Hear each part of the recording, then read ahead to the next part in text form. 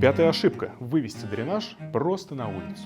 Красивое решение, несомненно. Трубка торчит из стены, капает вода, а летом в жару кондиционер работает активно, и под окном лужи. Появляются комары, мох, соседи снизу смотрят на ваш фонтан, радуются. А зимой другое шоу. Вода замерзает прямо в трубке, и образуется ледяная пробка. Конденсату просто некуда деваться. Он идет обратно в систему, заливает блок, потом ваш потолок. Дренаж должен быть организован либо в канализацию, либо с подогревом, либо потом ремонт. Борис Хвак. Вентиляция и системы микроклимата.